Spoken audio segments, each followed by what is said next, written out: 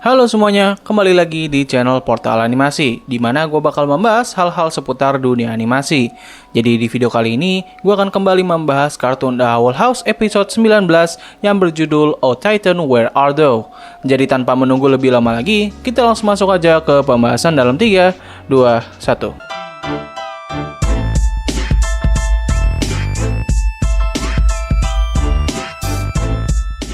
Episode ini dibuka dengan King yang terbangun di sebuah dimensi yang pernah didatangi oleh Luz ketika ia ingin kembali ke bumi.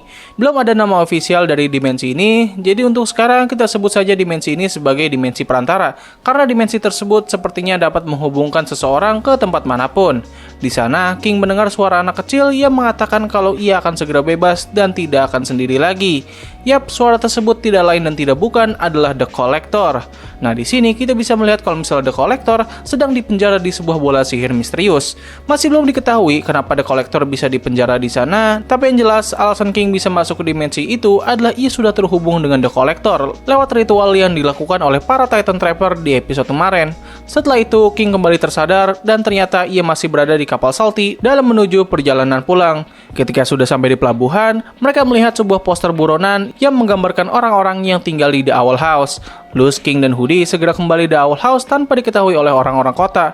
Di sana mereka menemukan kalau misalnya semua barang-barang mereka telah diambil oleh pasukan Coven dan hanya meninggalkan sepucuk surat yang memberikan petunjuk di mana Ida dan Lilith bersembunyi. Scene pun berpindah dan menampilkan Ida dan Lilith yang sedang bersembunyi di daerah lutut Titan. Di sana Lilith sedang berusaha keras untuk membuat rencana, sementara Ida sudah pasrah dengan keadaan. Tidak lama kemudian, Luz, King, dan Hoodie datang ke sana dengan diri mereka yang terkena jebakan. Kehadiran mereka bertiga membuat Ida dan Lilith menjadi ragu karena awalnya mereka berharap kalau Luz bisa pergi ke tempat lain yang lebih aman. Setelah itu, Luz menceritakan semua yang terjadi ketika mereka pergi dan sekaligus memberitahu ke yang lain bahwa King merupakan seorang Titan. Fakta ini tentu membuat Ida dan Lilith menjadi sangat terkejut. Sementara Ida menunjukkan ekspresi yang tidak percaya, Lilith menjadi bersemangat setelah menemukan hal ini. Kini, ia mulai memperlakukan King layaknya seorang dewa, dan tentu hal ini membuatnya menjadi sangat risih.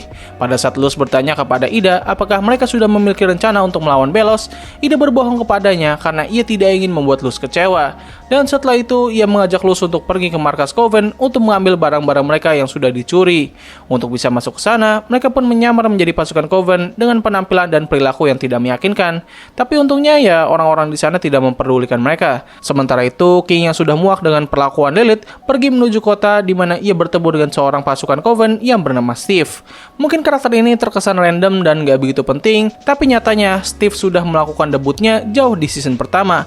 Bahkan di awal pengenalannya, ia disuarakan oleh Alex Hurst, tapi untuk di season kedua, ia disuarakan oleh orang yang berbeda. Sepanjang series ini, Steve yang awal mulanya hanya menjadi karakter cameo saja, tapi lama-kelamaan ia mulai menjadi karakter yang cukup unik hingga akhirnya disenangi oleh para penonton, dan pada akhirnya ia pun mendapatkan peran yang sangat besar di episode ini. Ketika King melihat Steve, ia bertanya kenapa Steve tidak melakukan pekerjaan Coven dengan balasan kalau misalnya ia sudah sangat kecewa dengan Belos, yang padahal dulunya ia selalu bermimpi untuk bisa menjadi anggota Coven sejak lama. Setelah itu, Steve mengajak King untuk mengelilingi bowling aisle dengan motornya, sementara Lilith dan Hoodie yang menyadari kalau misalnya King sudah menghilang, segera mencarinya sebelum Ida menemukan hal ini dan membunuh mereka berdua. Sementara itu, Ida dan Luz dengan sangat mudah sampai di gudang penyimpanan barang. Mereka pun memisahkan diri dan Ida sempat melihat Kapten Coven yang sedang berbicara dengan Rain.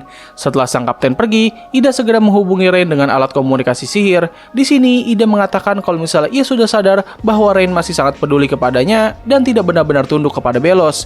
Ia juga memohon bantuan kepada Rain untuk membawa Luz pergi agar ia tidak terlibat dalam rencana penyerangan Belos. Tapi sayangnya, perbincangan antara mereka berdua terhenti karena kehadiran Terra.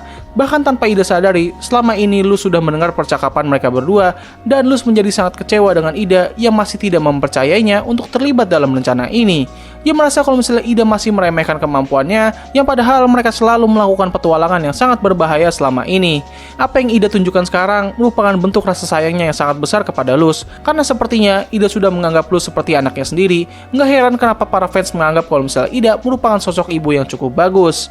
Ida mencoba menghentikan Luz dengan mode harpinya, namun Luz malah tetap melawan dan mereka pun terlibat kejar-kejaran dengan keahlian masing-masing. Sayangnya, tindakan mereka kali ini membuat keduanya harus ketahuan dan akhirnya ditangkap oleh pasukan Coven. Di tempat lain, King dan Steve yang baru saja menyelesaikan perjalanan mereka kini sedang bersantai di bawah matahari terbenam. King mengatakan kalau misalnya dulunya ia sangat ingin menjadi penguasa dan semua orang menghormatinya. Sekarang ia sudah mendapatkan semua itu, tetapi kini ia merasa tidak seperti dulu lagi. Hal ini dikarenakan ia khawatir kalau orang-orang yang ada di sekitarnya akan menjadi takut kepadanya karena ia merupakan seorang Titan. Tidak lama setelah itu, Lilith datang dan King memberitahu keluh kesah yang ia rasakan hari ini. Sementara itu, Luz dan Ida yang kini sedang dipenjara mencoba untuk menyelesaikan masalah mereka, di mana Ida akhirnya mengaku kalau misalnya ia tidak memiliki rencana sama sekali untuk melawan Belos. Setelah itu, Luz dan Ida dimasukkan ke dalam kereta penjara yang berbeda. Ketika Luz keluar dari keretanya, ia menemukan kalau misalnya Ida kini sudah bergabung dengan pasukan pemberontak yang dibuat oleh Rain. Dan di sana sudah terdapat Lilith, Hoodie, Steve, King, dan pasukan pemberontak yang sempat ditangkap. Tidak hanya itu saja, Darius dan Everwolf juga ada di sana. Ketika Rain menghampiri Luz, ia menceritakan apa yang sebenarnya terjadi setelah ia berhadapan dengan Darius di episode Ida Requiem. Jadi mulanya, Darius sudah mencurigai rencana Belos sejak awal, dan ketika ia mengetahui kalau misalnya Rain telah membentuk pasukan pemberontak dan mulai mengacaukan rencana Belos, ia pun segera menghampirinya dengan tujuan untuk melindungi Rain agar ia tidak dipenjara dan mengalami hal yang lebih buruk. Meskipun sempat bertarung dan mengalami sedikit luka kecil, tapi setidaknya ia sudah memiliki niat yang baik. Setelah itu, Ida bertanya kepada Rain kenapa ia menyembunyikan rencana ini di baliknya, dengan balasan kalau misalnya ia tidak ingin Ida terluka. Yap, alasan yang sama yang dilakukan oleh Ida kepada Luz. Perkumpulan ini ditutup dengan Rain yang menyebutkan nama grup pemberontak mereka, yaitu The Covens Against the Throne. We talked about this, you promised. The Cats. Sementara yang lain sedang rapat, Ida, Luz, dan King saling mengembalikan barang yang sempat dicuri oleh pasukan Coven. Ida memberikan Luz sebuah kotak yang berisikan kayu dari pohon Pelasmen. Episode ini ditutup dengan Ida yang mengajari Luz cara membuat Pelasmennya sendiri. Oke, jadi begitulah seluruh cerita dari episode ini. Bisa dibilang episode ini seperti memberikan kita jeda untuk bernapas setelah sebelumnya kita sudah disajikan dengan 2 episode yang cukup intens.